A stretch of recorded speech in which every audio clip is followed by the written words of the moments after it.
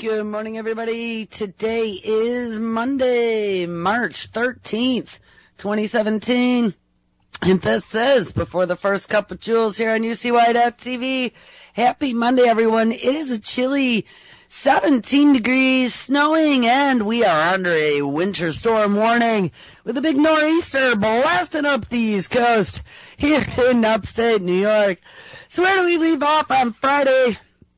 We titled the show Cognitive Era, Robot Hackers, and, quote, Serving Men on an IoT Internet of Things platter. And if you remember, we started out the show, or we're supposed to, and if you listen to the recording, the Memorex, not live, you heard Ginny Remedy. By the way, Microsoft, with their upgrades, apparently broke something. And I spent another about hour messing around, so it takes me up to 9.5 hours, I believe, with, actually, now about this point, 10 hours, because it was a whole hour I messed, not a half, with Microsoft's new Skype upgrade. The first 9 hours were just getting it installed on 3 of 4 machines. Number 4 machine, I don't believe, is going to allow me to install it. And then yesterday, trying to figure out why Stereo Mix just mysteriously stopped working. Stereo Mix gave me the ability to be able to play clips on my desktop while I was doing the show, or be able to stream from my desktop if there's an issue where a simulcast doesn't cut over in my automation. And it looks like Skype has done something with the codec that does the compression or whatever they're doing on the sound in Skype itself. And for the time being, it is now working. So I won't be able to play any clippies. But not why I even brought that up. Not sure why I didn't bring that up. Not sure why I did bring that up. Sorry, guys. It's been a long weekend. But anyway, let's go back to where we left off on Friday. So we had discussed how the robots are coming, how the AI is coming, how Ginny Remedy has launched Watson. And Watson is really kind of standing up and showing what he's made of. He's doing all kinds of stuff. We have the AI Ross lawyer. We mentioned him. And he, of course, is working in oncology now. And I got to tell you, I do have a neighbor, my mom's neighbor, who is ill. And she has cancer. She's been meeting with some oncologists and stuff. And I found out that the hospital here in upstate New York, back 2 years ago, looks like it started having some interactions with Watson. And I got to say, when I started digging into her type of cancer, and by the way, thank you, Dell, for sending me information on some of the stuff that you were aware of. I still need to get there. Trust me. I will if it's humanly possible. But I was very surprised that the hospital up here had started partnering with IBM's Watson as well. So I'm really hoping that it is beneficial for her. This will be my first personal contact that has had access to Watson. But everything that I was reading in National Institute of Health documentation was warning just how crucial it was to make certain that you knew what you were doing in the treatment. It's a very difficult cancer, and if you go out of order or you screw things up, it's going to be curtains. So, I know I mock Watson, but on the other hand, if Watson was the big pulsating brain that was going to come up with the miraculous cure for you, I think you might want to listen. But what is scary about not just Watson, but any of this technology in general, is that it's a dangling carrot that is sucking us into the machine. As these technologies make our lives more convenient and easier, we'll just keep being more and more accepting, and you have people who'll just step right up. And it said that what this reminds me of if I had to think back of something in my past that all this technology makes me think of, it was To Serve Man on the Twilight Zone. And I have to tell you, we actually watched some of those this weekend because I've mentioned that episode so many times on the show. So I had to look it up. And I'm going to say it again. If you have not seen To Serve Man, or it's been a long time, you need to watch it again. It was stellar. And now I absolutely see why it's always stuck with me and why it reminds me of what is happening today. It was interesting the other night.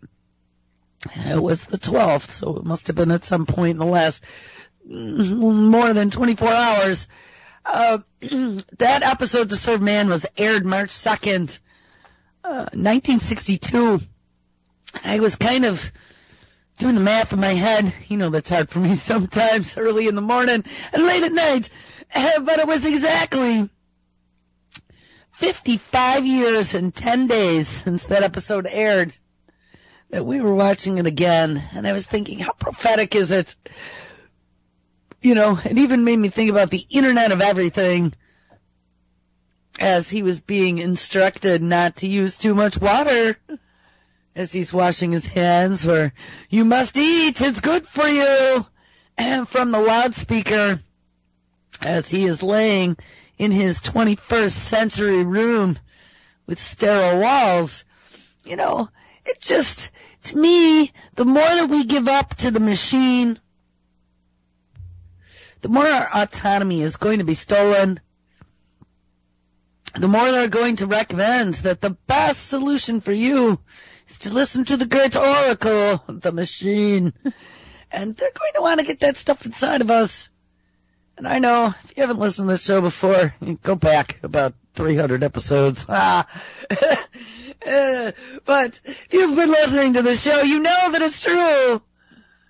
And that's starting to roll out now, all in the name of healthcare, all in the name of curing you.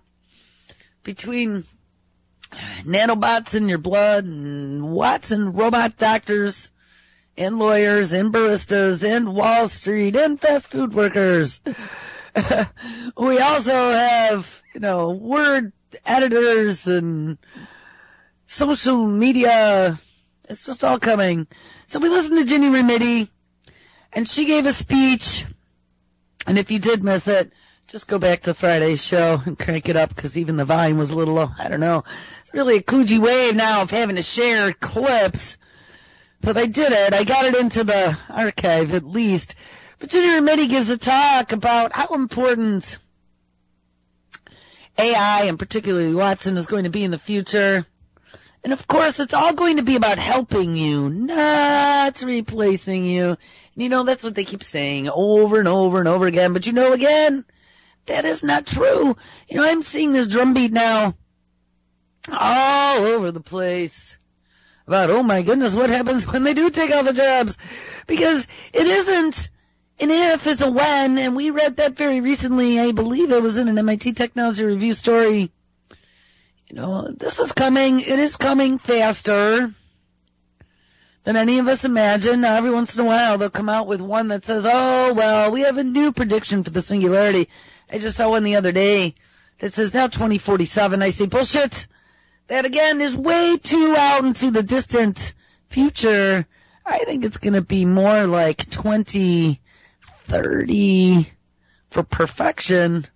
And I think between 2017 and 2030, they're going to be all balls out testing it. And we are going to be the A1 version for guinea pigs. So we have brain implants all done in the name of Alzheimer's and Parkinson's. And that stuff is chugging right along. And then, of course, nanobots in your blood and all these different kinds now, all in the name of curing cancer. Those are the first steps to transhumanization. You know, and then you have DARPA, shape-shifting immune systems. You know, once stuff like that gets inside of us, being able to genetically modify us on the fly, to be able to defend against pathogens, known or unknown, all in the name of safety of the American people. Now you see that one coming because, oh no, we've democratized all these technologies that now makes this world such a dangerous place because anybody could CRISPR anything and then let some sort of horror upon the United States as a terror attack. Oh, the only defense, it isn't going to be prophylaxis. It isn't going to be vaccines, traditionally. It isn't going to be the national stockpile where we actually had all kinds of experimental vaccines back from Bush's days. Project BioShield.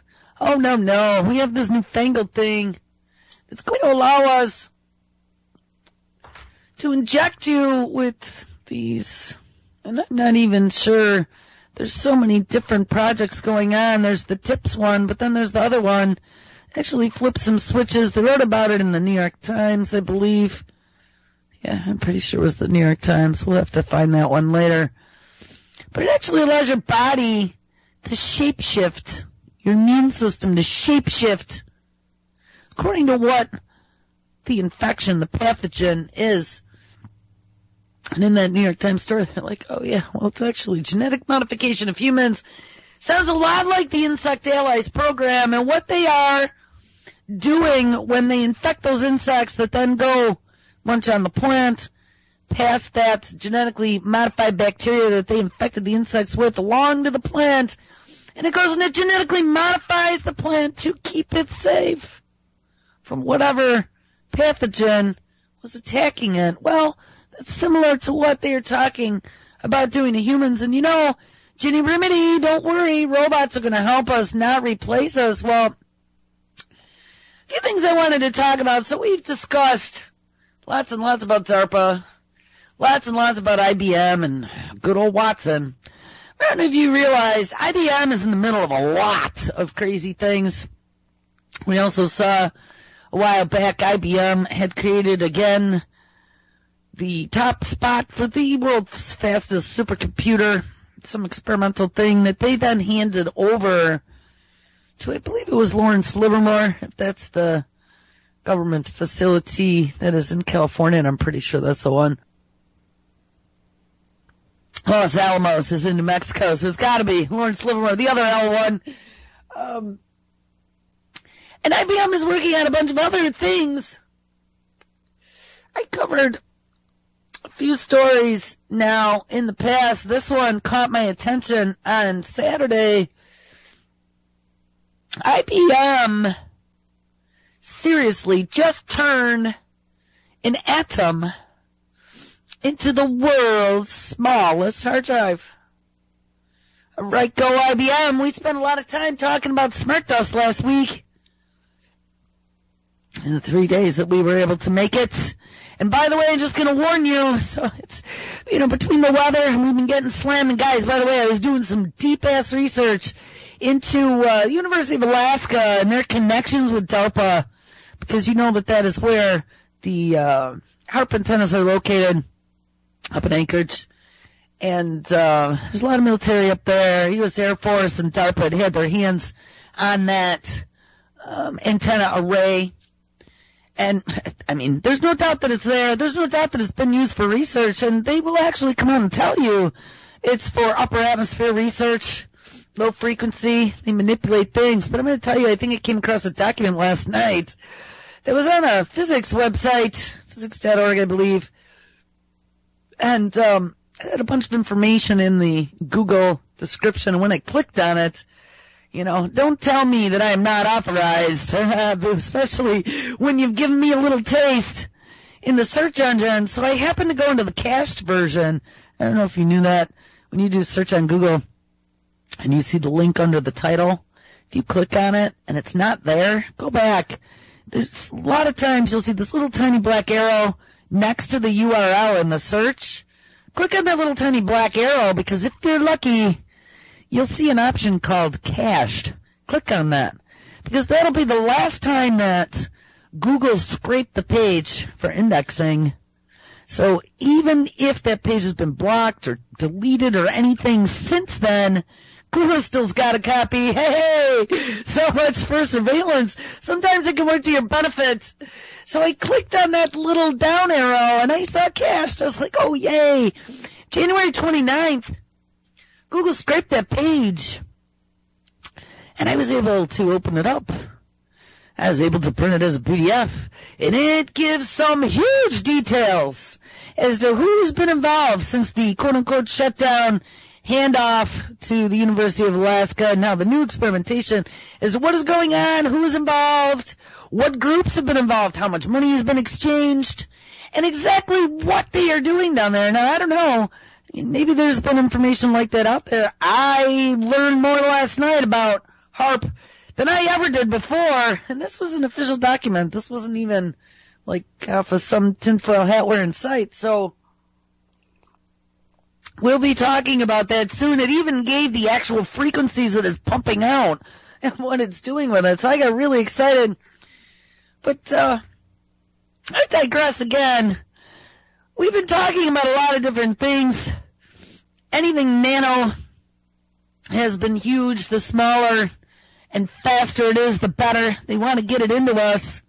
They want it all over the environment. We talked about those biosensors and microsensors, nanosensors, and smart dust and neurodust to be able to bag, tag, and track everything and anything that they potentially want and tie that all in to this mass surveillance we have going on. We discovered digging into some of what came out of Vault 7, and hey, none of that was a surprise to us. If you listen to the show, I'm pretty certain we covered just about every single one of those stories.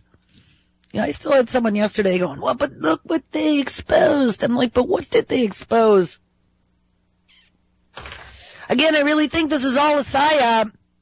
This is to show you and the dumb, unsuspecting public just how, quote-unquote, unsecure we are, so we can have things in a problem reaction solution mode, such as DARPA's mayhem, shape-shifting immune system for the internet. We need to lock it down. We need to tie it all down and block all those holes. And, of course, mayhem will be the century. Skynet has been released. By the way, guys, give me a kudos. I saw something a couple weeks ago, a T-shirt maker online. I think they were $6tees.com with a 6. And they had some, I was just sitting here one night trying to get my mind off of things for 5 minutes before I went and jumped back in, both feet forward. So I'm clicking around, click. And I found a good one or two that I had to buy. One was the 2 alien people from They Live. There were lots of them, but there were 2 of them that were reporters sitting at a news desk on the front of a T-shirt in the shape of a TV, and it says above them, watch TV. And you got the 2 news reporters looking all like they did when Roddy Piper had the sunglasses on. They're all robot alien-esque. So that was cool. But the other one that I just couldn't resist was the big triangular red logo that says Skynet above it. So I wear those with pride. I don't know, they just came the other day. I'm wearing my Watch TV robot alien shirt now. Tomorrow I'll wear Skynet.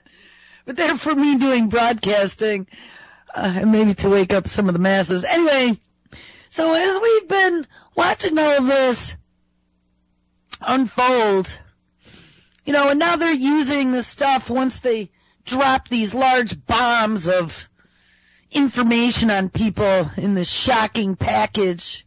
Let's mix into that we have this political dissident that's releasing it, and it's all from a quote-unquote whistleblower that's on the inside. This is just setting us up. Of course, it's all going to be now, national security. Oh, look at what it has done to our reputation globally. Oh, look at, we have all these things that are going on that are to keep us protected. We have terrorists under every bed, and if we are not surveilling, if we don't hold all of the keys, it's going to put us in danger. And I think they really are going to spin it their way, and God forbid that the Russians had anything to do with this latest hack release. But IBM has been in there with the best of them. IBM has been on the inside for a very long time. We've dug into the history of IBM, and I don't know mentally if I'm spry enough to do that this morning. Maybe tomorrow. But brand new story, IBM seriously just turned an atom, a single atom, into the world's smallest hard drive. And we discussed DNA the other day. They have been storing DNA, and I think, what did we find out? A movie, a coupon, and something else, and some DNA, yeah, and some cat pictures. Data storage technology continues to shrink in size and grow in capacity, but scientists have just taken things to the next level. They have built a nanoscale hard drive using a single atom, and by magnetizing an atom, cooling it with liquid helium, and then storing it in an extreme vacuum, the team managed to store a single bit of data, either a 1 or a 0, in this incredibly minuscule space. Well, that's interesting. So they magnetized an atom, cooled it with liquid helium, and stored it in an extreme vacuum. You know, those sound like conditions very close to what I would imagine in outer space.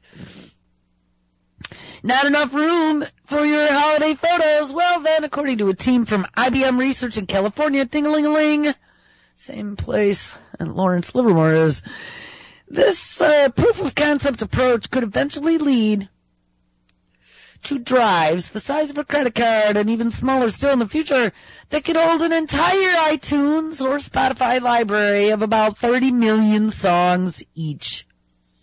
We conducted this research, and wink, we're not working with the government at all, to understand what happens when you shrink technology down to the most fundamental extreme, the atomic scale, says one of the researchers, nanoscientist Christopher Lutz. The team deployed its Nobel Prize-winning scanning tunneling microscope for the experiment, which uses the, and I thought so, tunneling phenomenon, oh, spooky, action at a distance in quantum mechanics, where electrons can be pushed through barriers to study electronics at an atomic scale. With the extreme vacuum conditions inside of the scanning tunneling microscope, I'm telling you, IBM is way space age advanced with some of the stuff that they are working on now. Free from air molecules and other types of contamination, scientists were able to successfully manipulate a holmium, holmium, H-O-L-M-I-U-M, holmium atom. I have never heard of that before. That has got to be, let's open this quick. Copy, open link, a new tab. God, it's like brain damage morning this morning. It's what I feel like. Holmium is a chemical element with the symbol H-O. How come I've never seen this on a periodic table? This is a new one? I mean, it's number 67. Where'd this come from? Have they changed this since 1984-ish? No, this is different. Holmium. With an atomic number 67. It is part of the lanthanide series. Holmium is a rare earth element. I guess. Holmium was discovered by a Swedish chemist. Per Theodore Cleve, it is an oxide, and it was first isolated from rare earth ores in 1878, and it was named after a city in Stockholm, so slap me around. I guess I just must have missed that one in chemistry class. Too many boys back in 1984.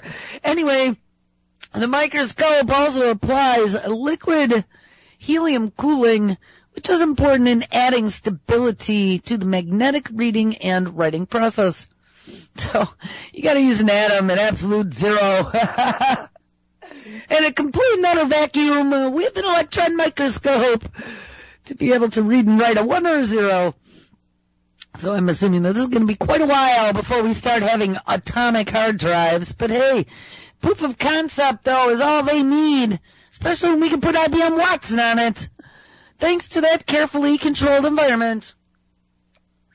The team could accurately read and write two magnetically charged atoms just a single nanometer apart, and that is 1/1,000,000th of a width of a pinhead.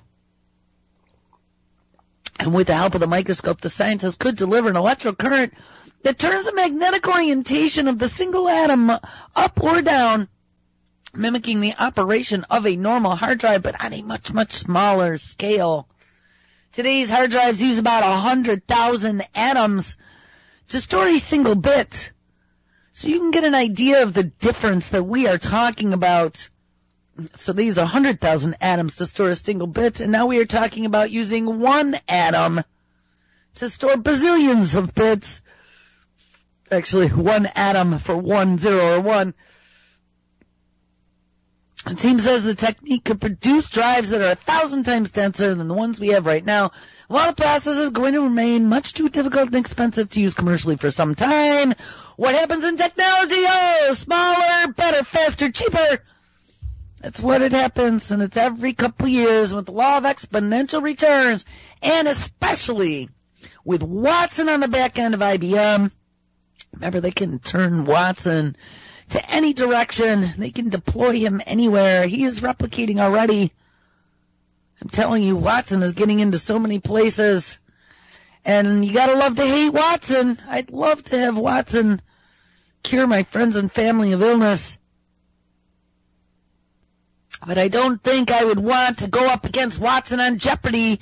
That was already how many years ago when we first listened to that 60 Minutes clip with, I believe it was Charlie Rose interviewing the creator of Watson, and he had said it was like taking him to the bus stop for his first day of school when they released him on Jeopardy.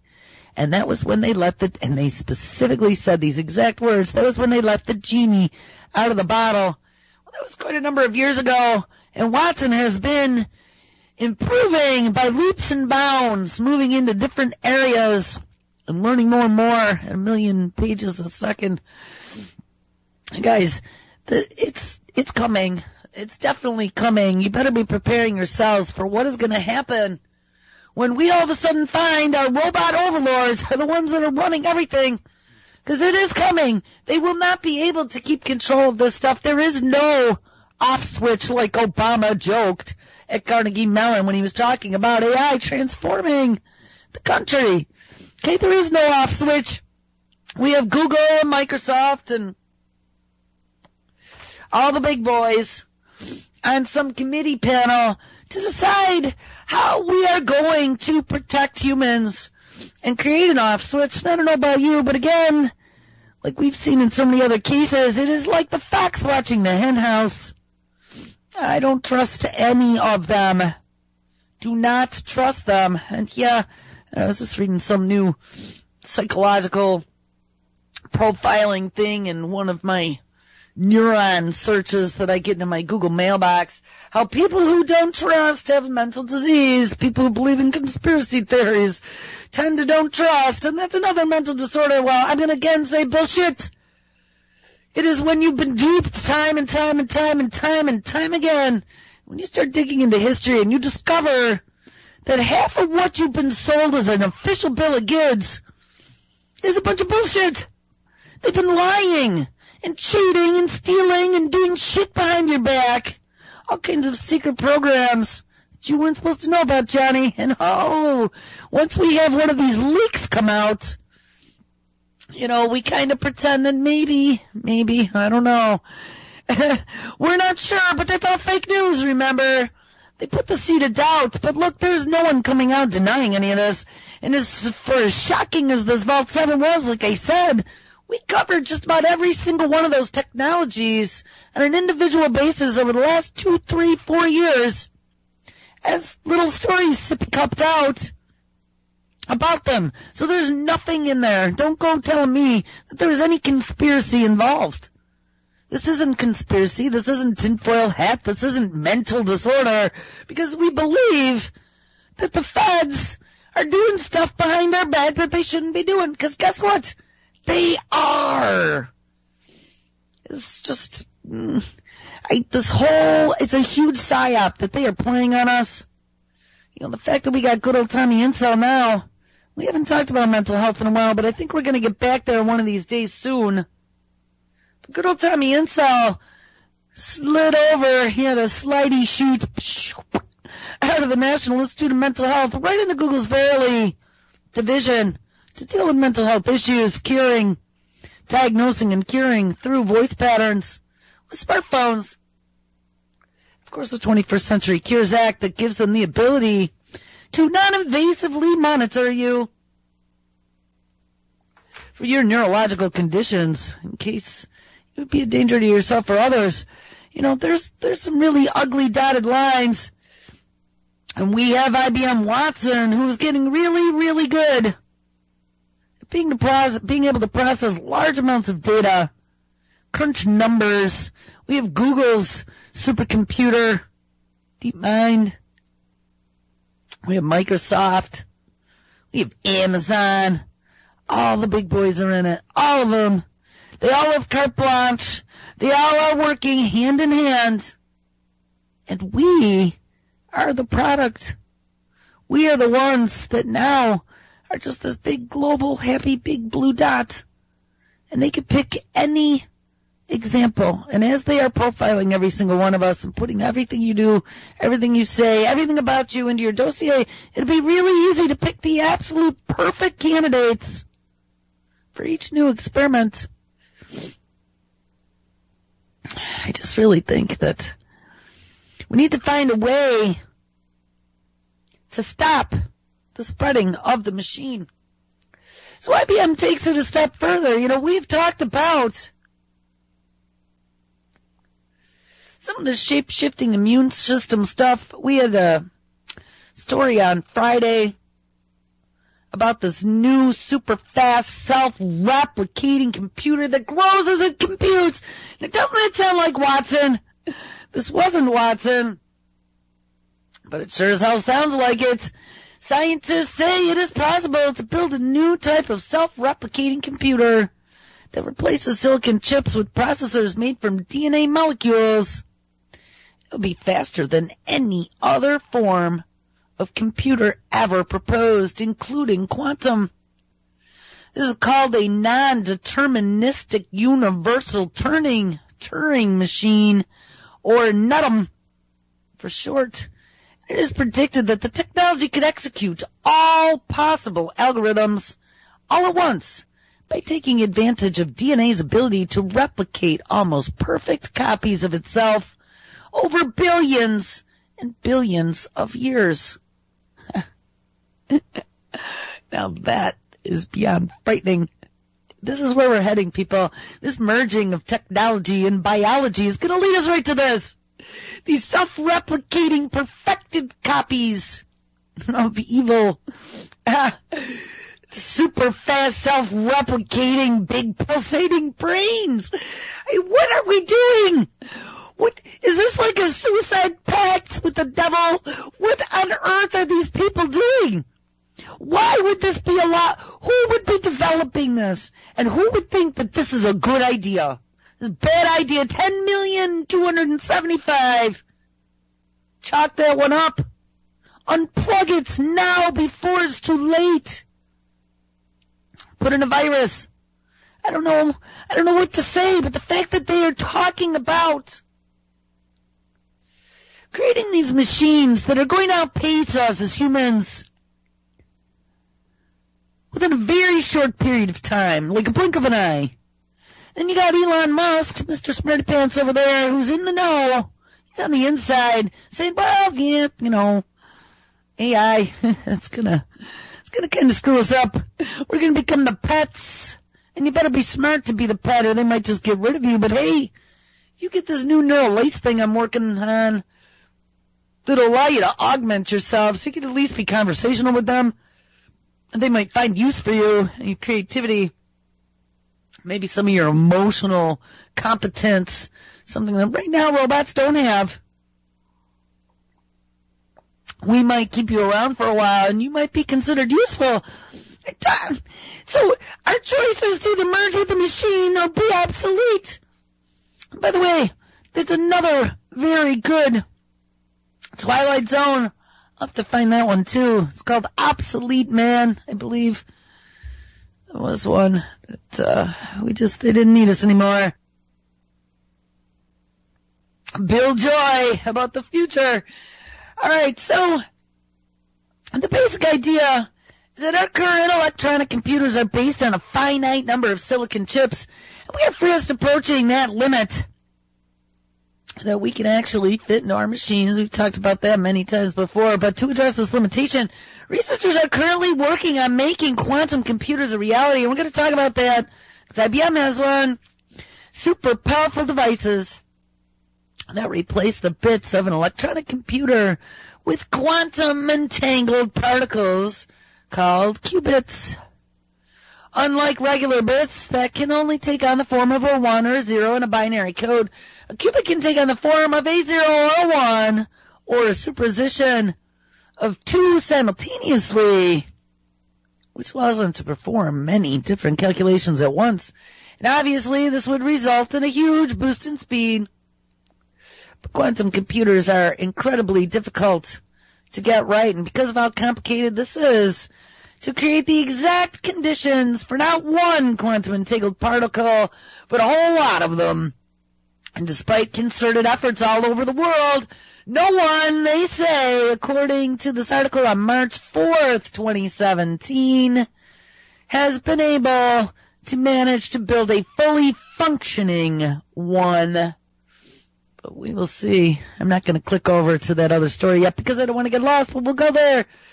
But there is a secret third option, and this is a DNA-based machine that gets all the benefits of quantum computing without the headache of quantum weirdness because it is based on DNA, doing what DNA does best, and that is replicating. DNA is an excellent medium for information processing and storage, says the team from the University of Manchester in the UK.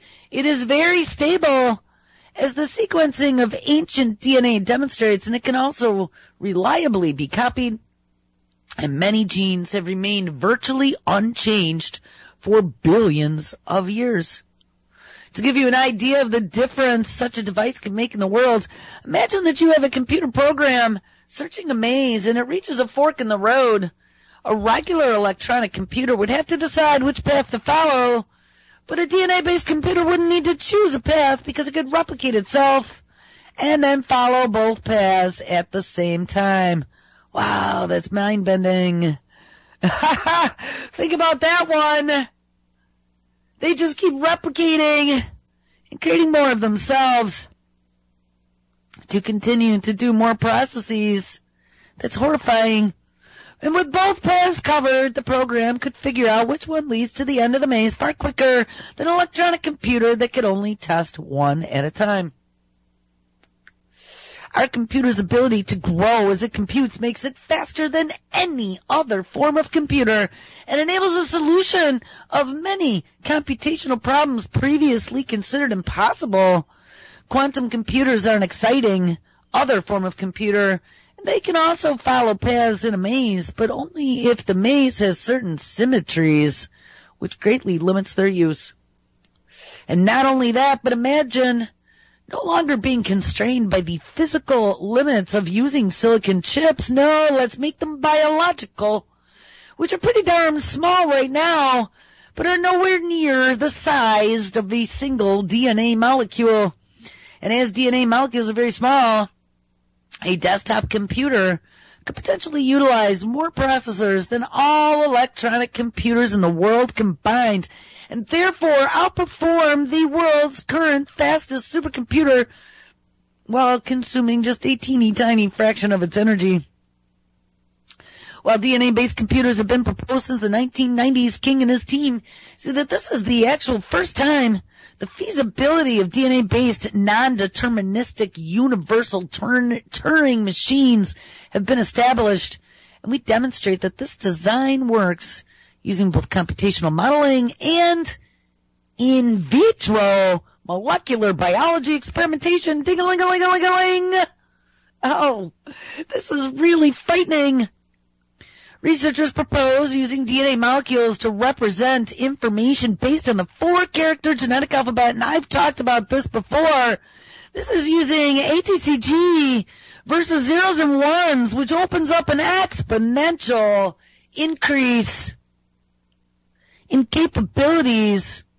This is exactly some of the stuff that they were doing, too, when they added 2 new synthetic amino acids to the DNA strand, if you remember that. And there was a brand new story about synthetic life forms that came out this weekend, but I don't know if I'm going to get there today. Maybe tomorrow as we continue down this train of thought. But this is the same thoughts as we had when we had looked at the synthetic genome, where they had taken A, T, C, and G, and they have added 2 more amino acids, synthetic amino acids called X and Y. They took it from a 4 base to a 6 base. Take that over the zeros and ones in binary, and there's no stopping them. They say the regular computers, which are classified as universal Turing machines, the UTM, can then be converted into non-deterministic universal Turing machines, the NUTM, NUTM. And they can use a programming language on these biological machines called THUE, T-H-U-E.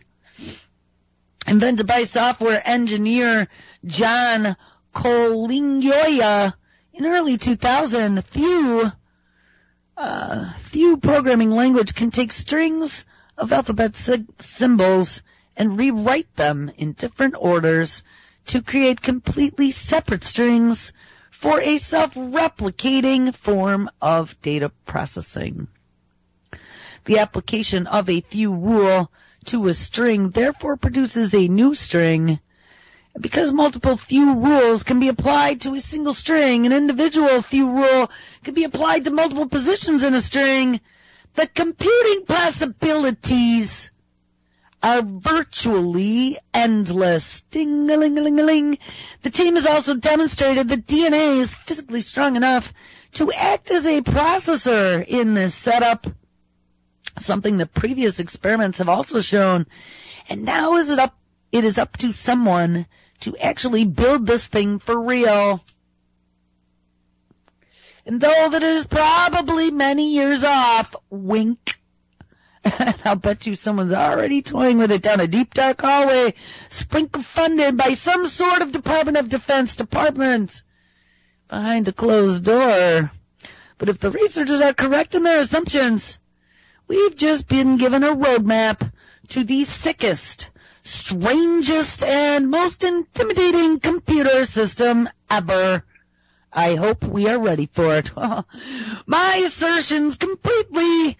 The big pulsating room of Jabba the Hutt is coming. I mean, guys, what are they doing? They are putting us on a collision course with complete and utter biological destruction without even a bat of an eye. The fact that we are talking about this, the fact that they've suggested it, the second they suggest it, second they spit it out there, somebody somewhere, if they are working on it already, somebody just went, hey, get on that, Charlie. We got $5 billion to get this project started today now. Gotta be China. It's coming, guys. We are in a technology war with the other quote-unquote superpowers in this world. It's all balls out. He who dies with the most toys wins. So don't think that this DNA is super mutating computing machine is just pure fantasy. Because I will bet you anything it is not. They are already messing with it somewhere. Alright, so here's another one. So now let's move to IBM. So they were like, quantum schmantum. Forget quantum. These DNA-based self-growing, mutating computers are going to be way bigger. Well, IBM just said the other day that a new quantum computing system tackles problems that are too complex for traditional computers. Businesses get ready to move away from traditional computing architecture. Ginny Rometty already warned us. Well, here it comes. Today, on March 5th, 2017, IBM said it is developing a cloud-based quantum computing system. So it's not just going to be in a big room. Oh, no, it's going to be in the sky, and it's going to have its tentacles everywhere, which will pair with a series of services in a bid to radically change the types of computing problems that can be addressed. Big Blue, i.e. IBM, said its new quantum experience is aimed at expanding, quote, the application domain of quantum computing, unquote, tackling, quote, problems that are currently seen as too complex and exponential in nature for classical computing systems to handle, or let's translate that, you puny humans, because here comes Watson. Watson is going to be given his next iteration. IBM says that it thinks its new architecture will be particularly well suited for addressing problems in chemistry, as well as drug and material discovery, supply chain and logistics, financial services, artificial intelligence, and cloud-based security, as well as many other things, and such as the company will be releasing its new API, its application programming interface. Remember, that's how they let these things get out. They give you an API so you can integrate it into all your applications and all your business backends and become dependent upon it. So then they forever have their hooks into you, meant to enable developers to tie into the quantum experience program and to do so without a specific expertise in quantum physics. How crazy is that? So put on a seatbelt. Quantum computing is on its way. And if there wasn't another reason to be worried about IBM, we talked about DARPA and their shape-shifting immune system. We found out that Mayhem is already being utilized in the commercial space. That was that super computing software that was built out of the Cyber Grand Challenge. It won from Carnegie Mellon University in Nevada this past summer. It was DARPA funded, running on DARPA supercomputers.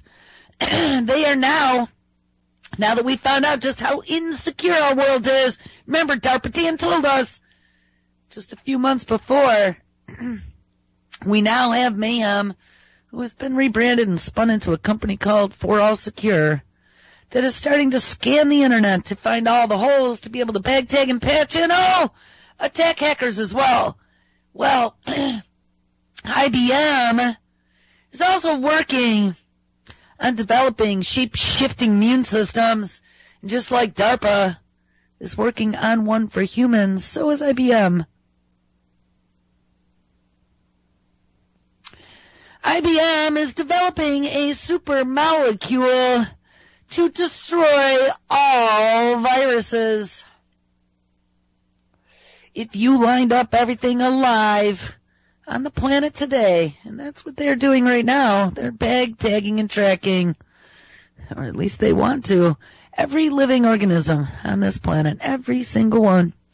They are putting us into genome databases and figuring out all the chinks in the armor, what makes us tick, and the next step is to apply artificial intelligence to figure out how to mix and match, and not just between biological organisms, but we just found out between biological and synthetic organisms, whether they be computers or whether they be man-made with the hope of making it some sort of future life form.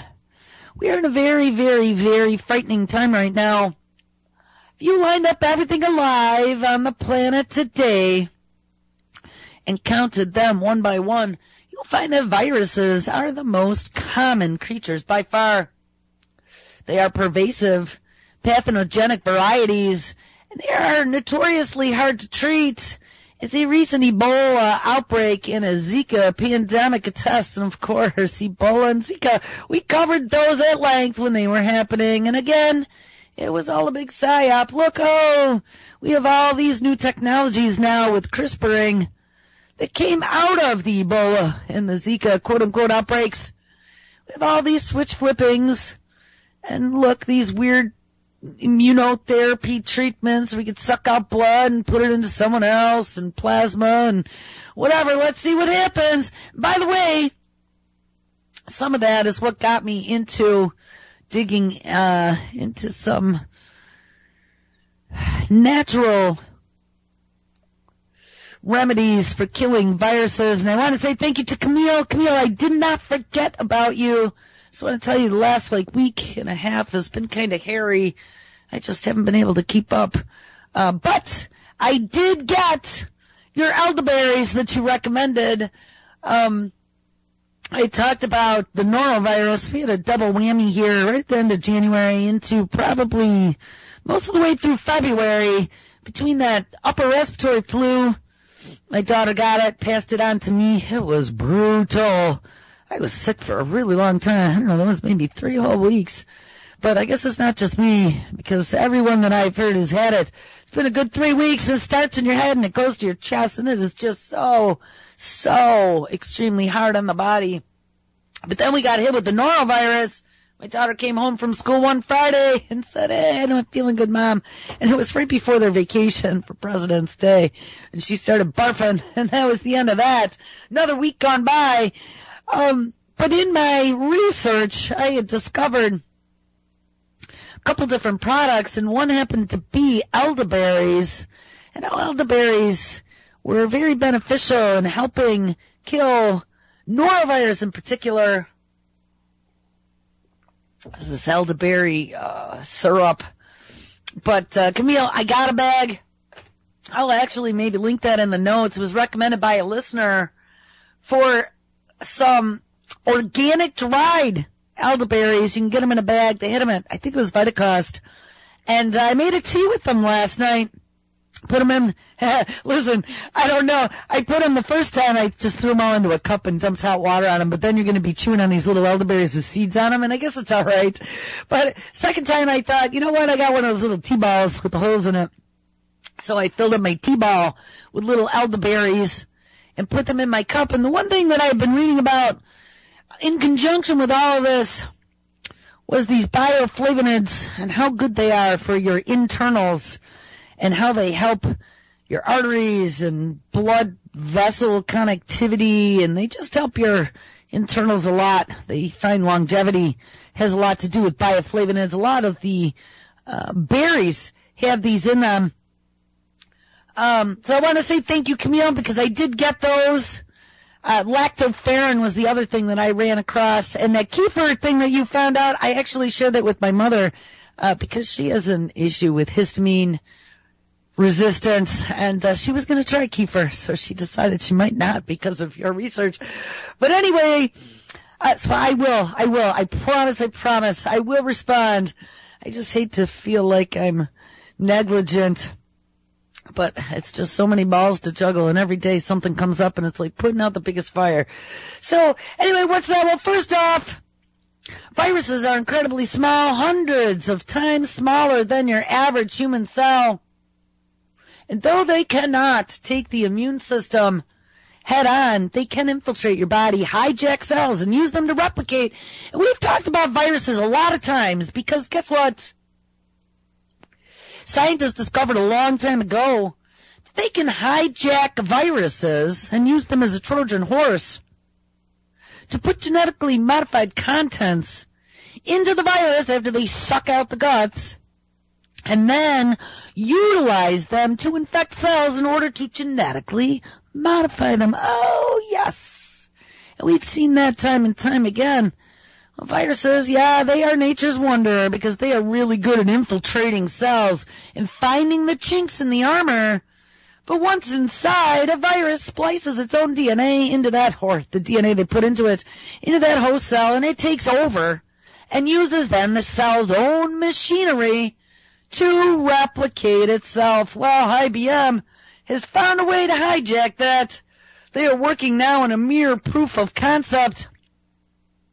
Far more studies will be required to confirm its efficacy and safety in humans, of course. Wink, step right up. It's going to become a new treatment for something that if you're desperate and dying enough, you might step right up, hand them some money, and get it to try.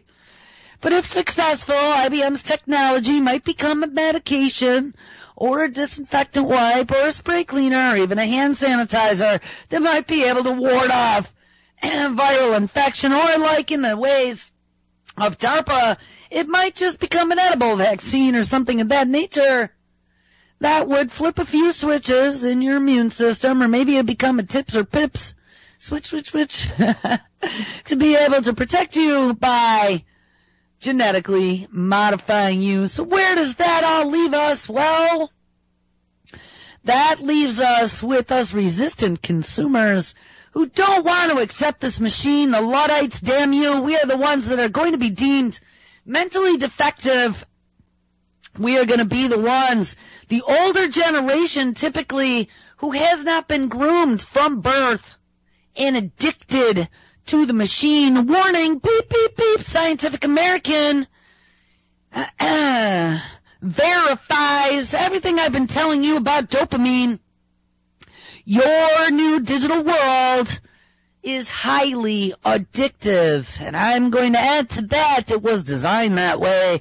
Technology now is designed to make it quote-unquote irresistible, argues psychology and marketing professor Adam Alter. Science, and this is from March 7th, science has learned many lessons about what makes something addictive. And I'm telling you, it was by design. And now this knowledge is being used by the tech industry to gain our attention and to keep us coming back for more. In his new book, Irresistible, New York University Associate Professor of Marketing Adam Alter argues that society is experiencing the beginnings of an epidemic of behavioral addiction, and that this could have dangerous and far-reaching implications for us all. And we are not talking substances, we are talking hard devices right on you, Adam Alter. All right, guys, make sure you stick around. I will catch up